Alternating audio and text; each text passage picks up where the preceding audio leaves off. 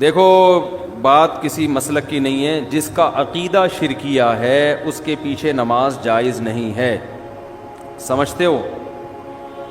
اسلام میں آپ جیسے کسی کو دائرہ اسلام سے نکال نہیں سکتے، زبردستی لا بھی نہیں سکتے دائرہ اسلام میں. لوگ بہت براڈ مائنڈڈ بنتے ہیں کہ ہم ہر ایک کے پیچھے نماز پڑھ لیتے ہیں، ایسا نہیں ہوتا. آپ کو جوڑ پیدا کرنے کے لیے اسلام کی جو حدود ہیں، جو باؤنڈری اسلام نے کھینچی ہے، اس باؤنڈری کے اندر رہنا پڑے گا. اور ایک بات خوب اچھی طرح سمجھ لیں، پہلی بات تو یہ ہے کہ جس کا عقیدہ شرکیہ ہو اس کے پیچھے نماز جائز نہیں ہے، چاہے اہل حدیث ہو، چاہے دیوبندی ہو، چاہے بریلوی ہو، چاہے کوئی بھی ہو.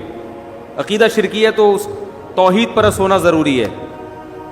دوسری بات یہ ہے کہ جوڑ پیدا کرنے کے لیے آج کل یہ بھی ایک ٹرینڈ چل نکلا ہے کہ بس لوگوں کو دین پہ لے کر آنا ہے. اس کے لیے اسلام کی جو بیسک اصول ہیں انہی کی دھجیاں اڑا دی جاتی ہیں. تو لوگوں کو دین کے قریب کرنے کے لیے آپ جو اسلام کے بنیادی اصول ہیں، اسلام نے جو باؤنڈری کھینچی ہے، اس میں تبدیلی نہیں کر سکتے. نبی صلی اللہ علیہ وسلم نے 13 سال مکہ میں دعوت دی ہے، چند لوگوں کے سوا کوئی بھی ایمان نہیں لے کر آیا.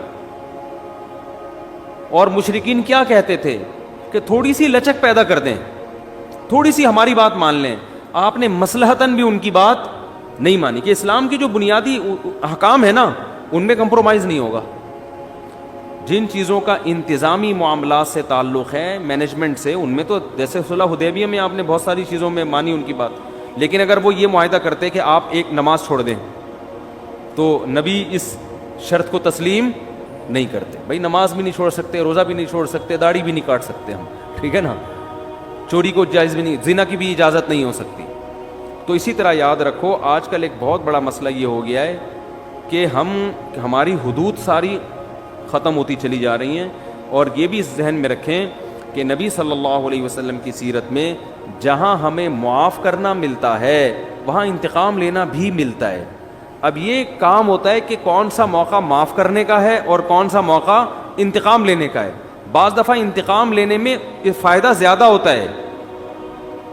علماء نے لکھا ہے، دیکھو نبی کتنے رحمت للعالمین تھے نا، کتنی رحمت تھی، لیکن خودکشی ایک شخص نے کی، نبی نے اس کا جنازہ نہیں پڑھایا. حالانکہ آپ تو رحمت للعالمین ہیں، اور اس کا جنازہ فی نفسی ہی جائز بھی ہے تو مسلمان نہ وہ. علماء کہتے ہیں، اس حدیث کی روشنی میں علماء کہتے ہیں کہ جو خودکشی کرے گا مسجد کا مقتدی رہبر یا کوئی بڑا عالم اس کا نماز جنازہ نہ پڑھائے، بائیکاٹ کرے. لیکن ہم کیا کر رہے ہوتے ہیں یہاں پہ، نہیں بھائی اس کی تعریفوں پہ پول باندھ رہے ہوتے ہیں. وہ جو انڈیا میں ایک لڑکی نے خودکشی کی تھی نا، بہت لوگوں نے ترس کھایا. میں نے کوئی ترس والا بیان نہیں کیا، میں نے کہا اللہ مغفرت کرے، مسلمان تھی لیکن کوئی اچھا کام نہیں کیا. یہ واجب التعزیر ہے بھائی. تم جرم بھی کر رہی ہو اور ساری دنیا کو بتا کے دریا میں چھلانگ لگا کے اور بھی لوگوں کو کہہ رہی ہو کہ سب چھلانگیں مارو. یہ تو بے صبری ہے نا. نیکی کو پروموٹ کیا جاتا ہے، ہائی لائٹ کیا جاتا ہے کہ دیکھو غم کے موقع پر میں یہ صبر کر رہی ہوں، تو آپ لوگ بھی صبر کرنا سیکھو. عادت نہیں لیکن مجھے ٹینشن اتنی ہو گئی، 2 بوتلیں چڑھا لے اور ویڈیو بنا کے یوٹیوب پہ ڈال دے. لوگ کہیں یار اتنا نیک آدمی کو یہ اتنا مجبور کر دیا اس معاشرے نے، اس ظالم معاشرے نے اتنے نیک آدمی کو ایسا مجبور کر دیا کہ شراب پی رہا ہے، اس کی ساس پہ مقدمہ ہونا چاہیے. اس داماد کو کس نے ٹینشن دی ہے؟ ساس نے. اس کے سسر پہ مقدمہ، اس کی بیوی کو جیل میں ڈال دینا چاہیے، اس کی ٹینشن ہے. ابے بھائی یہ ٹینشن اس نے دی ہے، نہیں دی ہمارے سامنے نہیں. تو جو جرم کر رہا ہے نا، تو لوگوں کو گواہ بنا رہا ہے. اب اس انڈیا کی وہ لڑکی کی ساس غلط تھی نہیں تھی ہمیں نہیں پتا، لیکن آپ کا غلط ہونا تو آپ نے خود ثابت کر دیا نا اپنے آپ کو حرام موت مار کے.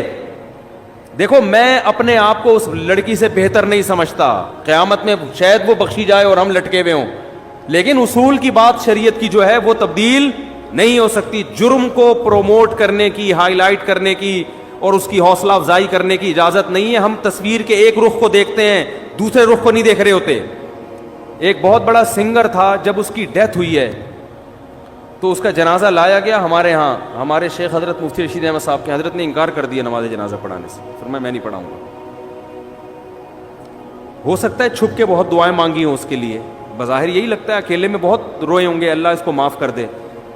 کھلے عام اس کا جنازہ نہیں پڑھایا تاکہ عبرت ہو, کوئی اچھی موت نہیں ہے یہ.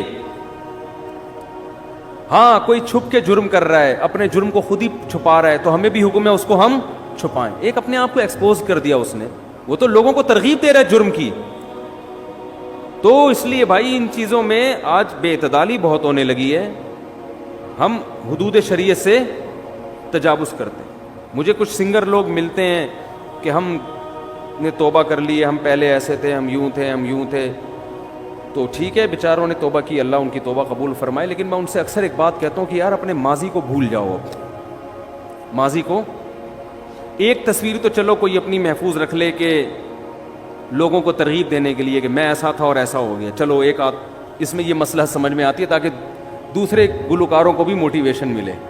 ہمارے ایک دوست تھے, وہ کہیں ڈراموں میں آیا کرتے تھے, تو پھر انہوں نے توبہ کی, تو انہوں نے مجھے اپنی پرانی تصویر بنائی نا, دکھائی, کیپ پہنا ہوا ہے, کالا چشمہ اور عجیب سی مونچھیں رکھی ہوئی ہیں. اور جب وہ توبہ کیا ایسا, جن کے میں نے 3 شادیاں نہیں, تیسری کروائی تھی شادی, وہ ویڈیو بھی گئی تھی. اب وہ شوبز کی دنیا چھوڑ کے شادیوں پہ سیٹ ہو گئے ہیں. شوبز کی دنیا چھوڑ کر کس پہ سیٹ ہو گئے ہیں؟ سیٹ ہوتا ہے آدمی تو پھر وہ کرتا ہی چلا جاتا ہے, پھر وہ ڈھیٹ بن جاتا ہے. تو میں نے کہا اچھا ہے, وہ جو حرام کاری کا خطرہ تھا وہاں پہ, یہ نہیں کہ سب کوئی غلط کر رہے ہوتے ہیں, میں الزام نہیں لگا رہا. تو کیا نتیجہ نکلا کہ اب انہوں نے اتنا پیارا ان کا حلیہ ہو گیا, تو وہ ایک تصویر انہوں نے رکھی ہوئی ہے, وہ فیس بک پہ بھی ڈالی تھی کہ یہ زیادہ اچھی ہے یہ والی, سب وہ نورانی چہرے کو کہہ رہے تھے ماشاء اللہ ماشاء اللہ. تو ایک تو چلو عبرت کے لیے ٹھیک ہے, لیکن اپنی ساری تصویریں کہ میں ایسے ناچتا تھا, میں یوں کرتا تھا, میں یوں, بھائی یہ تو آپ اپنے گناہ کو کیا کر رہے ہو. آپ اپنے حج اور عمرے کی تصویر سمجھ میں آ رہا ہے کہ میں سردی میں رو رہا تھا. اول تو اس کو بھی ضرورت نہیں ہے, لیکن یہ کوئی پھر بھی ایک سمجھ میں آنے والی چیز ہے. تو اپنے گناہ کی یادگاریں محفوظ رکھنا یہ اچھا کام نہیں ہے. نبی صلی اللہ علیہ وسلم نے فرمایا کہ ایمان کی مٹھاس کا حدیث کا مفہوم ہے, اس وقت انسان کو محسوس ہوتی ہے جب وہ کفر کی دنیا یا گناہ کی دنیا میں جانے کو اتنا برا سمجھے جیسے آگ میں چھلانگ لگانے کو. اس کو اتنی نفرت ہو اس ماضی کی دنیا سے کہ میں نے کس گند میں زندگی گزار رہا تھا. پھر اس کا مطلب ہے خاندانی توبہ کی ہے اس نے. سمجھتے ہو کہ نہیں سمجھتے ہو؟